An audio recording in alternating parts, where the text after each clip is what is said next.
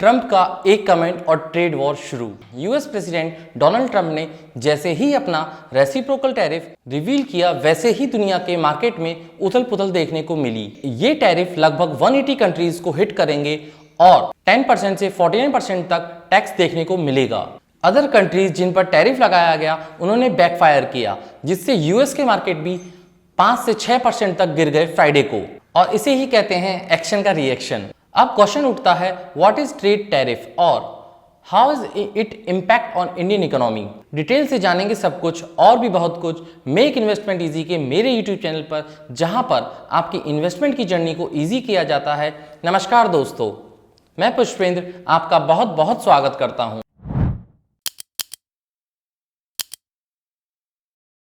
आइए सबसे पहले समझते हैं ट्रेड टैरिफ होता क्या है। व्यापार शुल्क ट्रेड टैरिफ, जो कि गुड्स और सर्विसेज इंपोर्ट या एक्सपोर्ट की जाती हैं उन पर लगने वाला कर ट्रेड टैरिफ कहलाता है। जैसे कि फॉर एग्जांपल कोई goods and services India export करता है और यूएस में जाती हैं, तो उस पर यूएस कस्टम ड्यूटी लेगा, जिनको हम इंडिया में कस्टम ड्यूटी कहते हैं और यूएस में टैरिफ कहते हैं। तो वो टैरिफ अब 26% से ग्रो हो गए हैं इंडिया के लिए, जो कि पहले इतने नहीं थे। सबसे अच्छी बात यह है इंडिया के लिए कि अदर कंट्रीज के कंपेयर में इंडिया के ऊपर टैरिफ काफी कम लगाए गए हैं। तो सीधा सीधी बात निकल कर आती है, टैरिफ अमेरिका ने जो टैरिफ इंक्रीज किए हैं, इसका मतलब ये होगा कि अमेरिका में जो भी गुड्स एंड सर्विसेज इंपोर्ट होंगी, जो अदर कंट्रीज से एक्सपोर्ट होंगी, उन पर टैक्स इंक्रीज कर दिया गया है।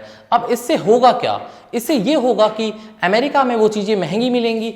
अब अमेरिका के लोग उन चीजों को कंपैरेटिवली जो डोमेस्टिक चीजें हैं उनके कंपेयर में कम खरीदेंगे, जिससे अमेरिका में भी स्लो डाउन आ सकता है। और जेपी मॉर्गन ने तो यहां तक कहा है कि ट्रंप ने अमेरिका को रिसेशन की तरफ ढकेल दिया है।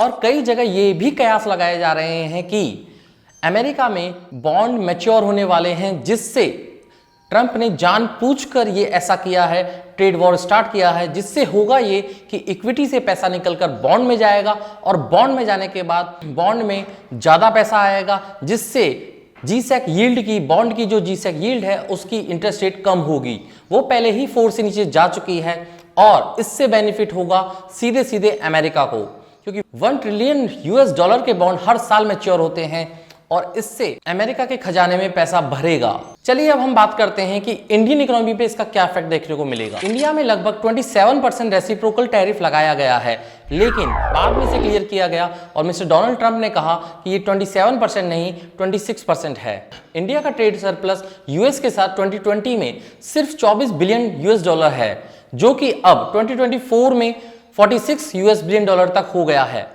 इंडिया से जो यूएस में एक्सपोर्ट होती हैं चीजें, वो सिर्फ स्टैग्नेट हैं, जो कि 17 to 18% ही हैं। जो हमारी जीडीपी में यूएस शेयर जो इंडिया में है, मींस इंडिया से जो एक्सपोर्ट होता है वो यूएस में सिर्फ 17 to 18% है, क्योंकि हमारी इकोनॉमी कंजप्शन ड्राइवन इकोनॉमी है, जिससे भारत की जीडीपी में सिर्फ 12% एक्सपोर्ट ही जीडीपी में काउंट होता है।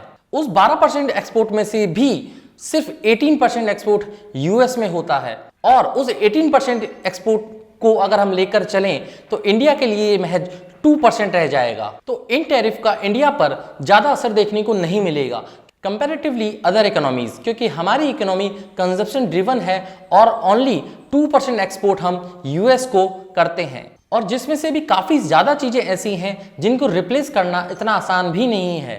अब किन किन सेक्टर पे फर्क पड़ सकता है उसके बारे में हम डिटेल से जानेंगे। जो भी एक्सपोर्ट ओरिएंटेड सेक्टर हैं उन पर ज्यादा इफेक्ट देखने को मिलेगा, और यहाँ पर कुछ ऐसे सेक्टर भी हैं जिनको अमेरिका ने छूट दी है, जैसे कि पावर सेक्टर को छूट दी गई है, फार्मास्यूटिकल सेक्टर को छूट दी गई है, और जहां तक मुझे याद आ रहा है कॉपर सेक्टर को भी छूट दी गई है। Compare to domestic focus sector, यहाँ पर जो फर्क पड़ेगा वो पड़ेगा एक्सपोर्ट ओरिएंटेड सेक्टर्स पे। सबसे ज्यादा जो इम्पैक्ट पड़ेगा वो यूएस इकोनॉमी पर खुद पर पड़ेगा।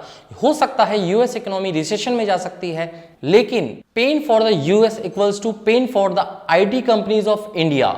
रीजन ये है कि इंडियन आईटी कंपनीज का 50% गुड्स एंड सर्विसेज एक्सपोर्ट की जाती हैं यूएस में। अगर यूएस इकोनॉमी में स्लो डाउन देखने को मिलता है तो इंडियन आईटी कंपनीज में भी स्लो डाउन देखने को मिलेगा, और आईटी सेक्टर अभी तक 4 to 5% करेक्ट हो चुके हैं। अब हम बात करेंगे टेक्सटाइल सेक्टर की। इंडिया का टेक्सटाइल सेक्टर का जो भी रेवेन्यू आता है उसका 30% रेवेन्यू हमें डायरेक्टली यूएस से मिलता है, जबकि इंडिया यूएस से ओनली 6 to 7% ही इंपोर्ट करता है। सबसे ज्यादा लॉस यहां पर देखने को मिलेगा वो है चाइना को। चाइना पर लगभग 54% टैरिफ लगाए गए हैं, देन उसके बाद वियतनाम के ऊपर 47%, देन उसके बाद श्रीलंका पर 44%, देन बांग्लादेश के ऊपर 37%। अब यहां पर देखने वाली बात यह है कि इंडियन टेक्सटाइल सेक्टर को एक एडवांटेज मिल गया है। कैसे? क्योंकि बांग्लादेश सबसे बड़ा एक्सपोर्टर है टेक्सटाइल सेक्टर का, और टेक्सटाइल सेक्टर के कंपेयर में बांग्लादेश पर लगभग 37% टैरिफ लगाए हैं, जो कि इंडिया से लगभग 11% ज्यादा हैं। तो यहां पर इंडिया अगर चाहे तो टेक्सटाइल सेक्टर में एक हब बना सकता है और सबसे बड़ा मार्केट बन सकता है पूरे वर्ल्ड में। चाइना और वियतनाम का सबसे बड़ा मार्केट है जो है कि इलेक्ट्रॉनिक्स मार्केट का, उसमें भी इंडिया एक अच्छी पोजीशन में आ सकता है अगर हमारे यहाँ पर मैन्युफैक्चरिंग की ग्रोथ बढ़ा दी जाए। अब हम बात करेंगे फार्मास्यूटिकल सेक्टर पर। फार्मास्यूटिकल सेक्टर पर ज्यादा फर्क देखने को नहीं मिलेगा, सिर्फ और सिर्फ 2.25% टैरिफ ही फार्मास्यूटिकल सेक्टर के ऊपर लगे हुए हैं और वो कंटिन्यू रहेंगे। अब यहाँ पर फाइनल कंक्लूजन क्या निकल के आता है?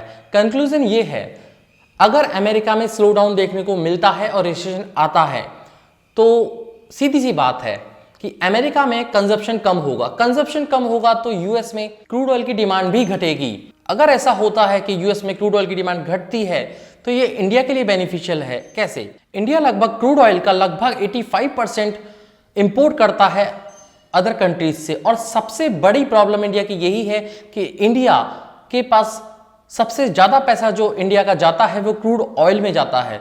इससे बेनिफिट ये होगा कि मैं देख रहा था फ्राइडे को कि $65 से घटकर क्रूड ऑयल के दाम अब 63 या 62 आ गए हैं।